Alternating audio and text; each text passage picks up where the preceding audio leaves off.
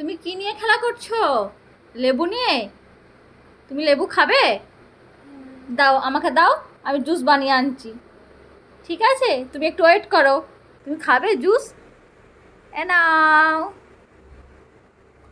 খাও।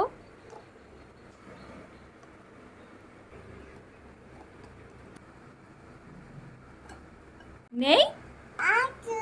শেষ? যা, আর একটু খাবে? না আবার কালকে খাবে? ভালো হয়েছে? তোমার ভালো লেগেছে খেতে?